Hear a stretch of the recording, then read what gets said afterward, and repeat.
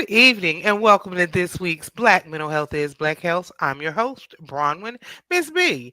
And we are having an exciting topic tonight. But before we do that, we always take some deep breaths. So let's take some deep breaths that woosah at the end of the day. Clear your mind and let's get started.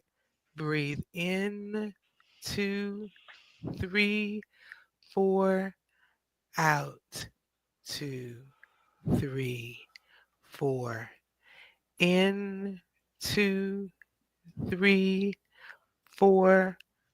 Out, 2, 3, 4. One more. In, 2, 3, 4. Out, 2, 3, 4. It's at woosah at the end of the day, and something you can do yourself anytime you just feel a little stress. Justin, what did you think about that breathing? I loved it. I got to remind myself not to hold my breath at the top of it because then it feels like you're choking. So, Well, I'm glad you got a few deep breaths because we all need that mhm. woosah, not just at the end of the day, but anytime we might need it. Yeah, yeah, So, as we get started, before, as I always do, I ask my guests, tell me something cool. Who are you? And something cool about yourself. yeah. My name is Justin. I am a licensed professional counselor here in Dallas, Texas. I also recently got licensed in Louisiana, so I'm dual licensed at the moment. And an interesting fact about myself, I used to be a theater teacher for about 5 to 6 Really? years in New Orleans. Is that where you're from? I'm from Los Angeles. Yeah, I'm from Los Angeles, California, born and raised. Parents went to Grambling for a little bit, so then that's how I got in Louisiana. And then my Hmm. great grandfather's from Shreveport, so Gotcha. I have family in Shreveport. That's the Louisiana connection from LA to LA. I love it. Mhm. That is way cool. I didn't know that. How interesting. Well, tonight we're going to be talking about Black men and their mental health. And traditionally in our culture, we don't do therapy. It's definitely men. We Yeah. really don't do therapy. So, how did you even start with that as a focus since we don't do therapy and Black men don't do therapy, which, by the way, everyone listening is a myth. We do therapy. Not enough of us do, but yes, many of Right. us, more and more, are doing therapy. So, how did you begin to focus on Black men? Also, for me, it started in my second year of grad school. So when I was at Xavier, we had to write a paper. And the paper that I wrote on was promiscuity among black men. Hmm. Right? And so I kind of had this theory of like, hey, I feel like promiscuity or a portion of it might be a maladaptive stress coping mechanism, right? And how black men address stress and deal with life challenges that they don't know how to face. And so that's kind of started my journey along looking into black men and why we do what we do, in addition to COVID. So COVID, you had a lot of black men that were dying. So like I'm talking about dying in their 50s, from celebrities down to just your regular individual. And I was really trying to figure out like why are we dying so young, and what are some of the contributing factors to that. Mm. What were some of the tell me one of the two factors you found of why we died so young? Well, compounding stress and then lack of help-seeking behaviors. Mm. Yeah, so when you're looking at the compounding stress, the effects of stress and holding everything in, it kind of just, Oh no, you uh, froze. oh, am I Okay, back? we're back. It froze. Mhm. We're back. But So yeah, you no, were saying that's a stressor for me when things like that happen. look, So right, yeah, the stress. And what else did you say? lack of help seeking, right? So that can be Mm. going to the doctor, that can be reaching out to community, that can just be asking for assistance in general. And definitely going to therapy falls into that because coming Hmm. to therapy is a help seeking behavior. And if overall there's a pattern of lack of help seeking, therapy definitely is not going to be high on the list, you Right. know. And then was that just for Black men or Black people in general? What you those Um, findings? what I was looking at was for black men Mhm. specifically, but you're probably gonna see that within the community. My dog is over here. Mhm. You're probably gonna see that within the community as well. That distrust when it comes to mental health. Mhm. And so that's Yes. that's one of the barriers that we often have to overcome. So I think the benefit of us being clinicians of color, black clinicians, we offer a face that they can trust. Mhm. Is that what one of the reasons you think black men still shy away from therapy? Most Is definitely. that so? Where do you think that distrust stems from? Systemically. Systemically is going to be a real big part of that. And so when you're looking at one, psychology in general being Hmm. used to prove black people's inferiority, right, and inadequacy. So I think that plays a part into it. The lack of trust within the medical field in general when it comes to men, and all in addition to black men. And then also I think just the stigmas around therapy, right? And so if I'm going to see somebody, what does that say about my masculinity? What does that say about my resiliency? Does it mean that I'm weak? Does it mean that there's something wrong with me? You Right? said something interesting. So, how does coming to therapy play into a black man's masculinity or his feelings about his Mhm. masculinity? Tell me a little more about that. A lot of what I see when black men come to see me, it's a lot of questioning the roles within that masculinity for them. Right? Mm, So it's like, hey, I've been feeling this way. I've been feeling the stress about it, and I feel shame about this. Right? mm, I feel shame that I don't like having to be a provider full time, right? Or I feel shame that I feel stressed out by my family, or I feel like I give, I give, and I'm mhm, expected to receive nothing back. And it's something that I mm, no longer want to engage in that type of relationship. And so when they say these things for the first time, it's like, do I have permission to feel this way? Is it wrong to feel this way? And then now you're having to challenge their ideas around masculinity and what it looks like. mm. Our ideas of masculinity just in this society Hmm. is so different. And then for black men being a subset, Yes. black folks are just a subset anyway. So how masculinity looks can be very different. Yeah. I would think. In the grand scheme of things, how is being a black male and being masculine different from just a greater America? Well, I would say the barriers put in place, right? So when you're trying to meet those hegemonic Eurocentric masculine needs or Mm, masculine expectations, you're gonna come up against a lot of walls, right? A lot of different challenges. So for instance, this idea of being that provider and even that protector. How can I provide if you're going to limit me financially, right? We're seeing some of that now, coming into 2025, to where now you have a lot of the DI initiatives being removed, which is kind of taking some of that financial stability away, right? Because now we have a reason not to hire black people, right? If mm. if we start to see, I'm not saying that'll happen, but if we start to see No, that it's fulfill, gonna happen. yeah, right, right. So now we have again, they can say, well, you lack the qualifications. So now I Hmm. can no longer make the money I would need to provide for my family, Mm. or even just a portion of it. And so, in addition to the protector piece, how can I protect my family if I'm villainized, Hmm. right? If me trying to protect my family, myself included, is brought to be seen as a threat. So now I'm having to kind of take this unwilling step back that makes me feel weak and makes me maybe lose some respect as compared to my white counterparts. Wow. And I can see where that might play into that almost loneliness. I know that you deal with the loneliness Hmm. epidemic in black men. I want to know what that is, but I want you to expound on that for the audience. But I can see where the idea of masculinity, being a black man in America, removing Hmm. DI, don't think these all of these issues could make one be just revert, into themselves, Yes. thus perpetuating loneliness because I can't share this with anyone because if I share it, I'm not masculine, I'm not macho, I'm not a man to say I feel weak. Yeah. So I don't, in my mind, I could see how that is. So talk to me about that loneliness epidemic. What is that and just how does that work and how do you overcome it? Yeah. So for me, that loneliness epidemic is the feeling of not just self isolation, but feeling that nobody cares. Right. Mm-hmm. So one of the theoretical frameworks I use is Adlerian, and Adlerian is real big on social connection and social interest, meaning I have something to give and others have something to give to me. So when I Mm-hmm. feel like nobody cares about me or nobody cares about my pain, then I feel like I have nothing to give or there's nothing for me to receive. So I back out of it. Right. So now I'm disconnected completely. Um, I'm in the house, but I'm not here. I'm not present, right? I Mhm. seek my own solitude. I have to isolate in order to heal.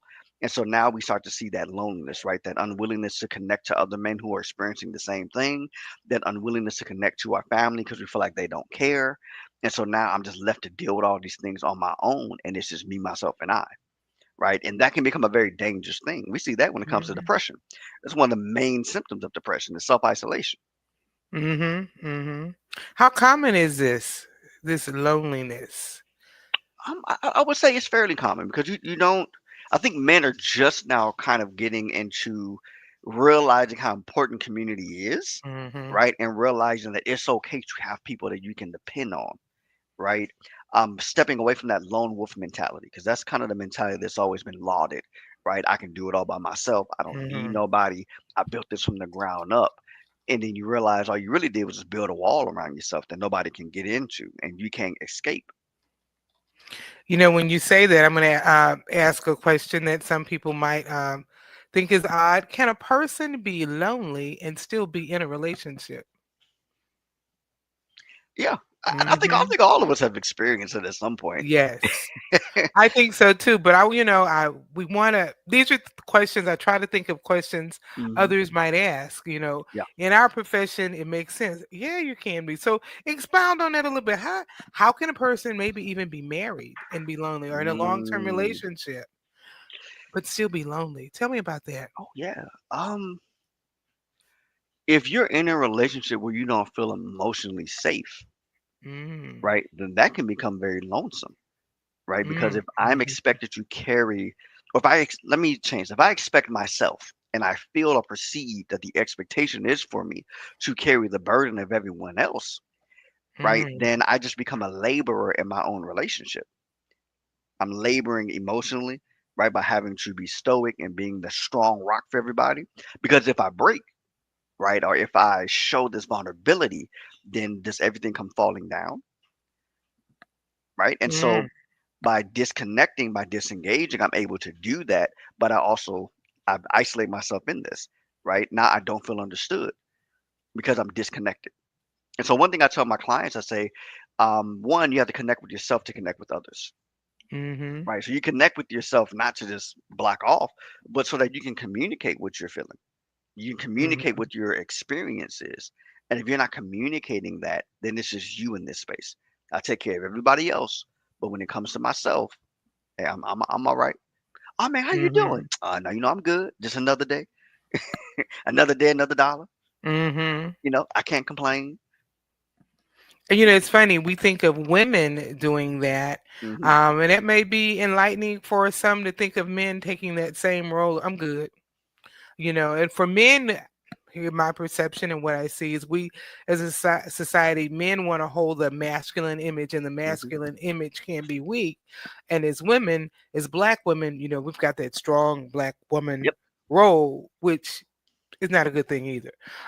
So this idea of being strong in American culture is something touted about as good, but being black and American having to be strong is a whole different issue.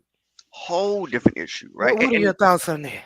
Well, I think it's something we've been forced to be.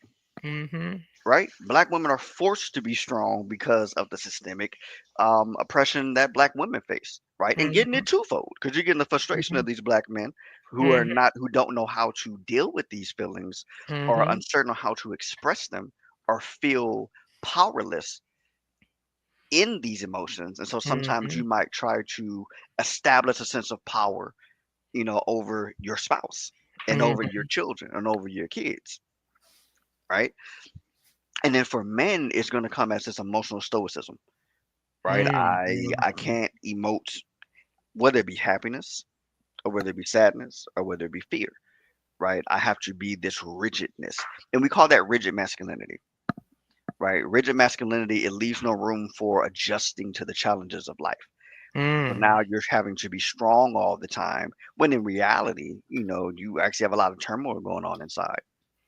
Mm. Rigid masculinity. Hmm. And when I hear that in your description of it, it sounds as if there is no room for emotions for black men. And I would even go further. We when you are dealing with rigidness in general, specifically masculinity, you're having to dehumanize yourself in order to fit yourself in that box, Mm. right? I have to disconnect from the things that make me human, right? My emotions in itself make me human. My ability to connect with others is a part of what makes me human. Mm. How harmful is that? That you are disconnecting with yourself, your emotions, which are part of who we are, Hmm. and to have to disconnect from that. How damaging is that? One can say very. It can be very frustrating, right? Mhm. Because when you are taking that route, I think that's what starts to contribute to no one cares, right? Because in reality, no one knows, and no one knows because we feel nobody cares to know, Mhm. right?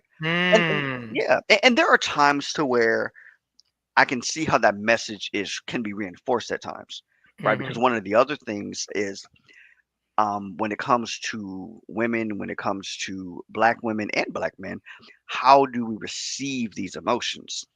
Right? How Mm. do I deal with an emotionally intelligent man?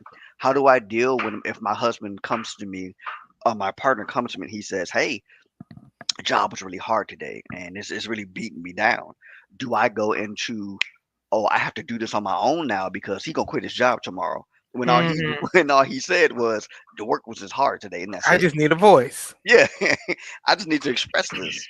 And so the Mhm. moment that we start to notice, okay, when I share these things, the woman in my life takes it as a threat to her safety, then what do?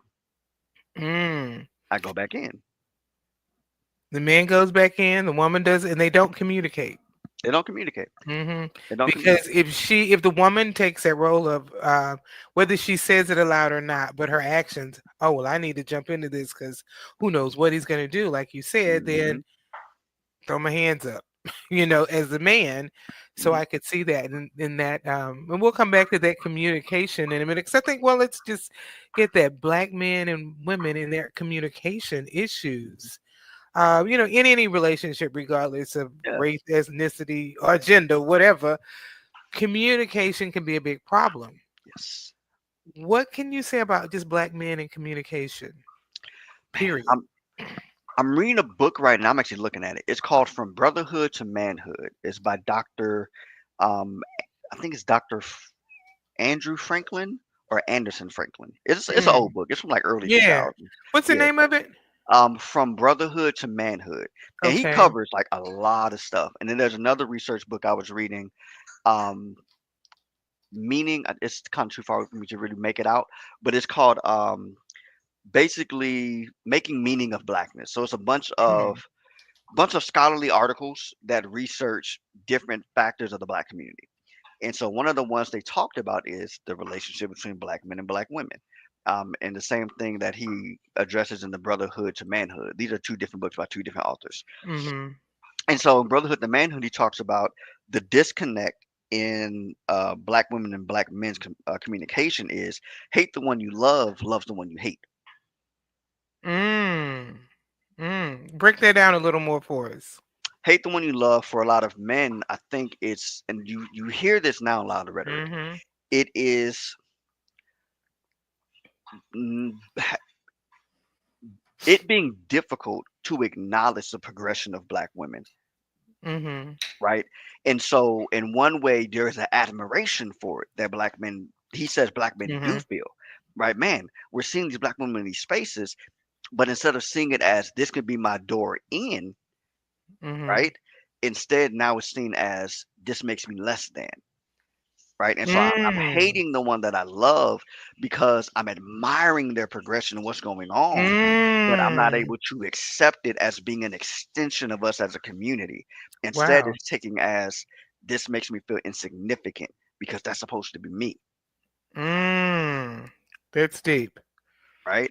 And then love the one you hate when you're looking at women, right? Is I'm loving our black men, but at the same time, I'm frustrated with the treatment, Mhm, right? The mhm, frustration, the emotional reactivity that's coming in that space.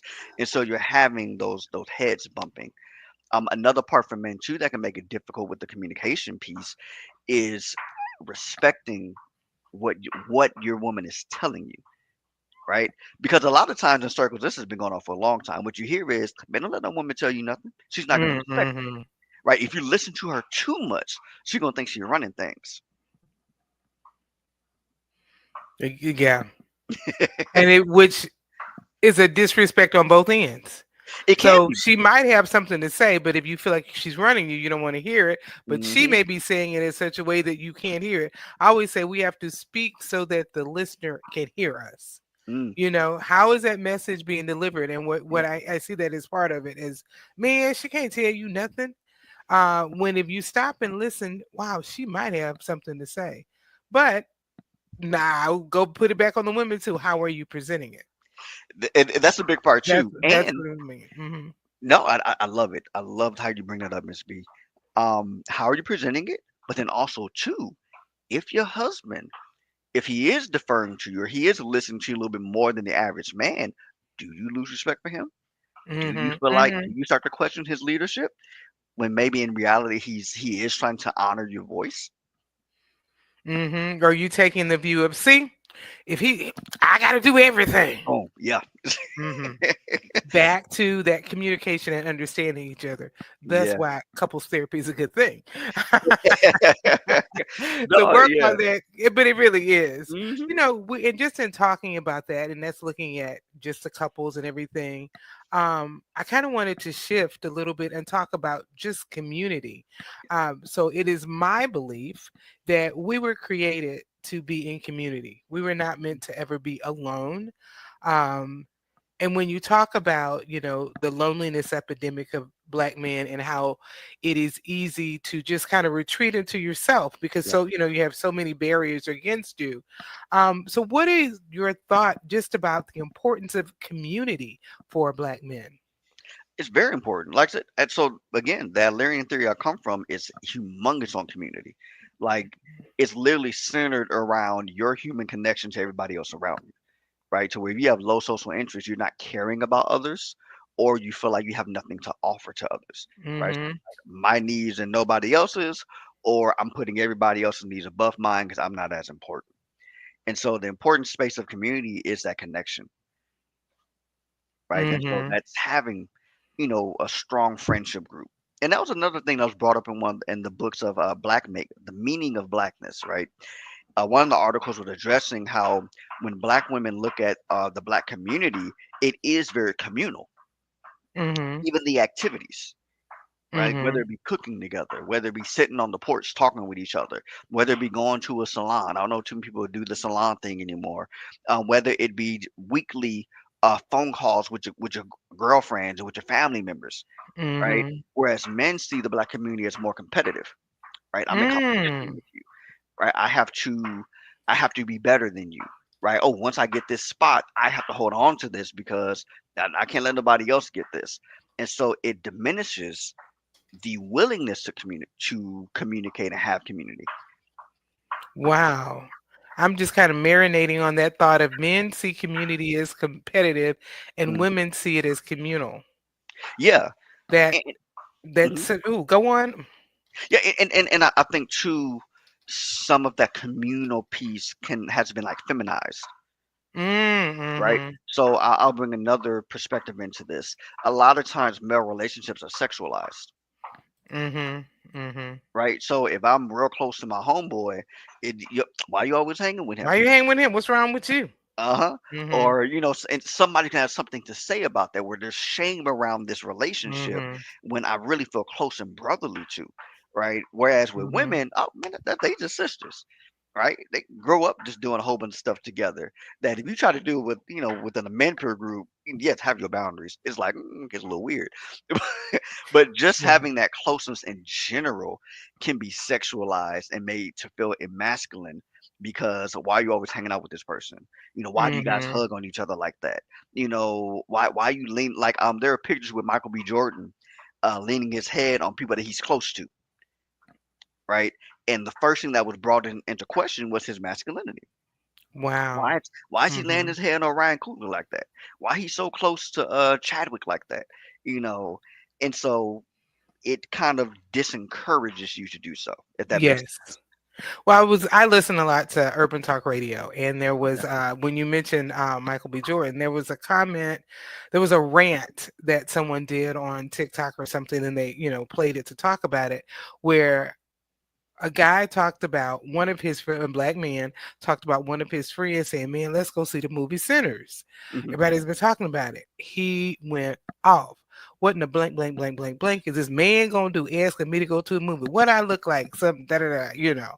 Because his friend, a male, asked him to go to the movie. I ain't no woman. That's for women to do. Hmm. And it was a long rant. And it kind of speaks to that why can't you and your buddies just go to a movie? Because it's a movie that is out, is popular, everyone's talking about it. Yeah. And so girlfriends can go see a movie and go have coffee after, go have wine after, and Yeah. talk about it. But guys can't. Yeah. And that's where that rigid masculinity piece comes in, Mm-hmm. right? That hegemonic rigid masculinity says, Yes. I can't connect to this because I don't want people to have the wrong message and the wrong perception. Mm-hmm. And so when you're looking at challenging those norms, you're able to take a step back and realize how is this impacting me in a harmful way, Mm-hmm. right? I always ask clients all the time, how much does that cost? How Yes. expensive is this? And so how expensive is it for me to uphold this misperceived masculinity, Mm-hmm. right? Because right now the cost is isolation, the cost is loneliness, the cost is feeling like nobody cares about me, the cost is trying to maintain masculine fantasy and unrealistic expectations, and the cost is extreme stress, which leads to heart disease, high blood pressure, right, and depression because it's just you and nobody else. Mm-hmm. Whereas you watching your sister, your cousin, your auntie, they having a ball.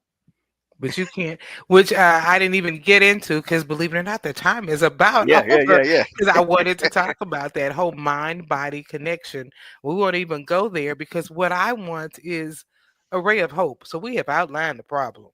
Hmm. What can we do? What word of encouragement or Yeah, what can you say to men who are in this rigid masculine role or in these or being vilified, yeah. just being a black man in America. But, what can you say?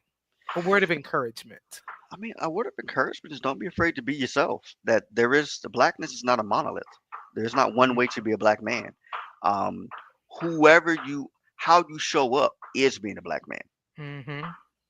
Like, and that doesn't matter what spectrum that looks like. And the more that you're able to embrace who you are, the better that you are able to connect to community. Like I said, there's a favorite song of mine on the Wiz about the Tin Man, and the Tin Man says, "If I reach inside myself and I like what I see, then I'll share this song with everybody else." And so that's where that's really going to start. As long as you like yourself Mm-hmm. and what you see about you, hey, that's when you start to connect. And so I would really encourage black men to connect with one another, compliment each other more, open up and have conversations. Ask your homeboys to the movies. Go on a few lunch hangouts. Because he needs it just as much as you do. Mm-hmm. Because your girlfriend, your wife, your mother, your auntie, your cousin, whoever, your sister, they cannot be all things. Right. And there are some groups recently have started in different locations have Hmm. started doing barbershop talks. Yes, yes. And that's a good thing because going to the barbershop for guys is like going to the beauty salon for women. Hmm. And, the conversations are typically on football or whatever, masculine stuff. But those that are going into those venues to do some real conversations. And so that is a way to connect. We are out of time. Can you believe it? Yeah, look, like it goes by. Like Wow. no, but But I do want to mention one thing, and you hmm can share this with men as well. So I yeah, am hosting a silent summit. So what is a silent summit? hmm It is a 6-hour mini retreat in Arlington, Texas, and it's June 7th. And what was going to happen the first hour, you just kind of gathering, getting everybody to get there and get in place from 8 to 9. But from 9 to 10, we're going to talk about what is silence, what is grounding, what is meditation. Then each person will have their own little tented area to sit in. And it's going to be on 5 acres of land so you can walk and talk.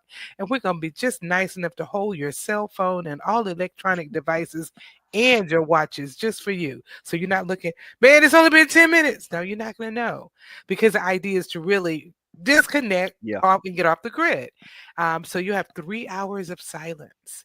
You will be given a guided journal, but it'll have blank paper, line paper, different prompts, different things to think about introspectively. This isn't the most masculine thing, but we'll put it in there. Maybe the guys will leave it out. We'll have the adult coloring pages Hmm. because that can be good, but we'll put it in Yeah. all, Relaxing. some women don't even like them, but it can be really relaxing.